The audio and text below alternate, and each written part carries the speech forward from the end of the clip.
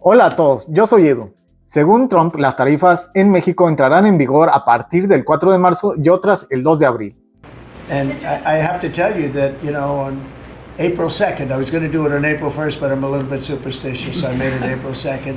The tariffs go on, not all of them, but a lot of them, and I think you're going to see something that's going to be amazing. Las tarifas del 25% que Trump quiere imponer podrían provocar una crisis de proporciones históricas, por lo que hoy más que nunca necesitas proteger tu dinero.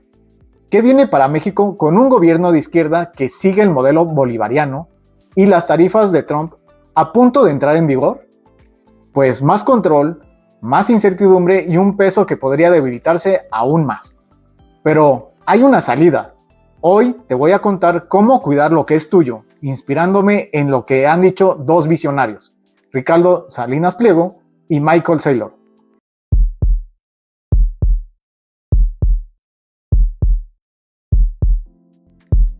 Antes de continuar, te invito a que te suscribas a este canal, activa la campanita de notificaciones, dale like y comparte para que nadie se pierda ninguna noticia del mundo de las criptomonedas. Donald Trump recientemente anunció que impondrá un arancel del 25% a todas las importaciones mexicanas. Esto podría causar una caída brutal en las exportaciones mexicanas. Esto es un golpe directo a la economía. México depende de Estados Unidos para el 80% de sus exportaciones. Un arancel de este nivel haría que muchas empresas prefieran producir en Asia o incluso dentro de Estados Unidos, dejando miles de empleos en riesgo en México. En Latinoamérica, ha quedado demostrado que los gobiernos de izquierda siguen implementando políticas que generan inflación y devaluación. Veamos el caso de Argentina, con Milei tratando de corregir el desastre que dejó el kirchnerismo. O en Colombia, donde las reformas económicas de Petro han aumentado el riesgo para inversores. Y bueno, ya ni hablar de Cuba y Venezuela. Es de todos conocido el desastre económico y social que representan. Ante todo este panorama, hay una alternativa que muchos no están considerando: Bitcoin. Mientras los gobiernos manipulan las monedas, Bitcoin sigue operando de manera descentralizada y con una oferta limitada. Históricamente, ha servido como refugio en tiempos de crisis económicas. Ya hemos visto cómo en países como Venezuela, Argentina y Turquía, donde las monedas locales se desploman, Bitcoin ha sido una alternativa real para la gente. Si estas tarifas de Trump entran en vigor y el peso sufre una caída, podría ser un momento clave para considerar Bitcoin como protección financiera. Aquí en México, el dinero que tienes en el banco no es realmente tuyo. Suena duro, pero es la verdad. Ricardo Salinas, uno de los empresarios más exitosos del país, lo explicó claro. Cuando depositas tu dinero, pasa a ser del banco. Y para usarlo necesitas su permiso, y el del gobierno. Con un sistema financiero lleno de regulaciones, el gobierno puede congelar tus ahorros o devaluarlo cuando quiera. ¿Te suena conocida la expropiación o la inflación descontrolada? En países como el nuestro, eso ocurre en un abrir y cerrar de ojos. Y ahora sumemos las tarifas de Trump. El comercio se va a complicar y el peso va a sentir la presión.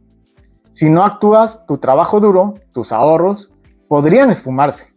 Entonces, ¿qué hacemos? Aquí entra Bitcoin. Ricardo Salinas lo llama una herramienta para la libertad. ¿Por qué? Porque te saca del sistema financiero tradicional. No dependes de un banco ni de un gobierno que te diga qué puedes hacer con tu dinero. Con Bitcoin, tus ahorros están en tus manos, en internet, y los puedes mover a cualquier parte del mundo en cuestión de minutos por una mínima comisión. Imagina transferir miles o millones de pesos a un lugar seguro sin que nadie te lo impida. Quizá pienses, Bitcoin está carísimo, ya me lo perdí. Pero escuchen a Salinas Pliego. You're a big Bitcoin believer. Yes. And so let's say you're somebody watching this conversation in the room and you missed out on the Bitcoin rally. It's trading close to $100,000 here. Do you still buy it, and why? What is the use case? What is the actual proved use case for Bitcoin here? So Bitcoin is a tool for freedom. it gets you into a different universe outside of the financial system.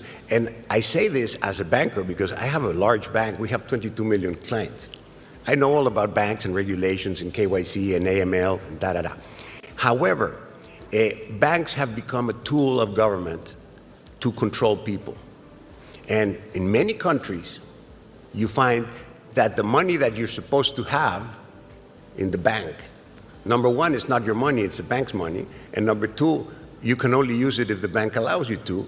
And number three, if the government allows the bank to allow you to. So that is a totally unfair proposition because the money that you have is product of your hard work. And you should be able to own and dispose of it as you see fit. So that is why Bitcoin is such an amazing tool. You can put this value in the internet and then take it from the UK to the UAE or to Mexico or to China, Japan, wherever. It's accepted everywhere. In 10 minutes, you can transfer billions of dollars for $2, $5, $10 fee. And that is a use case. Now, what does it mean to be able to store your value where it can't be stolen from you? It means a lot. In developed countries like Europe or the US, they haven't realized how important this is. But in countries like us, where we come from, the government can expropriate you in 1 second, so it's good to have your resources somewhere else. So that's why Bitcoin is important. And you'll see that Bitcoin today, its market cap is 2 trillion, gold is 16 trillion, equity is 120 trillion, real estate is 300 trillion. So if just a small fraction of those trillions move into Bitcoin, it's going to go 10 times higher. Su valor aún tiene espacio para crecer. Comparado con el oro o los bienes raíces, Bitcoin es pequeño, pero está atrayendo billones de dólares. Y en México, donde el gobierno puede quitarte tu casa, tu negocio o tus ahorros con una firma, tener algo que no pueda tocar es invaluable. Michael Saylor, un empresario estadounidense que apostó todo por Bitcoin, dice algo parecido. Bitcoin es dinero soberano. Solo hay 21 millones de Bitcoins. Nadie puede imprimir más, nadie puede manipularlo. Es como una armadura económica que te protege del caos. Satoshi, many years ago, had this vision for sound money and sovereign money via technology, via modern cryptography, modern semiconductors, the modern internet. And that idea of giving economic power to the individual in the face of the overwhelming power of the collective, when you feel like the government's against you, the banking system against you, the currency is against you, big tech is against you, when you're the little guy, when you're struggling for freedom and struggling in the face of overwhelming power, you need some advantage. And Satoshi created this network that's based on two principles. One principle is integrity, and the other principle is sovereignty. The integrity, we all know, is there'll never be more than 21 million Bitcoin, and that's enforced by millions and millions of computers and hundreds of millions of people everywhere in the world that believe it's not okay to lie, cheat, or steal. It's not okay to distort the truth. There is a truth. There is a universal common ledger that no one can tamper with, no one can corrupt. Not a nation state, not a company, not a politician. And that idea of a censorship-resistant, unstoppable version of the truth was a first in human history. It was a first. And then the second idea is sovereignty. It's like, well, if there is a truth, can you own it? Right? So with Bitcoin, the idea is you can own a Bitcoin and you don't have to trust a bank with it. You don't have to trust the city with it. You don't have to leave it in the custody of a big company. You can take self-custody. What Satoshi did was gave us a network where hundreds of millions of people can own and control their economic energy in a censorship-resistant, unstoppable fashion. And that was an idea worth nothing for a year, and then it became worth $1 million, and then it became worth $1 billion, and then it became worth 10 billion, and then it became worth 100 billion. You know, if you think about the world today, there's just an inherent force. There's a struggle between capitalism and socialism, between people that believe in freedom and free markets and those that believe in central planning and collectivism. And if I'm a socialist, I want to take away your guns and your money. And Bitcoin is money that they can't take away. Like, what freedom do you have if you have all of your money in a bank that can freeze it? What freedom do you have if you have your money embedded in a currency where someone can print 4x more of it without your approval and debase it to zero? What freedom do you have if you own real estate in a city where the mayor can put rent control on it or expropriate it, or the governor can tax it away from your family? What freedom do you have if all your wealth is in a business where the government can tell you can't operate, shut down your pipeline, tax your employees, tax your income, regulate your product? And the answer is, you only have conditional freedom until the government changes and they just take away that freedom. And then when they take away your wealth, when they take away your economic power, they're going to starve you to death, and then you've got nothing. So Bitcoin represents putting your economic wealth in cyberspace. It's beyond the reach of the mayor, beyond the reach of the governor, beyond the reach of any nation state, beyond the reach of any other company that would do you harm. It is the first time in the history of the human race that you can bind economic energy tightly to an individual, to a family, to your company, and you don't have to ask permission to have economic wealth, to have money. And you don't have to live in fear that someone gets up on a morning and just takes it all away from you to power you down. If you live in a country like Venezuela and the currency goes to zero, you're going to be begging for food next week.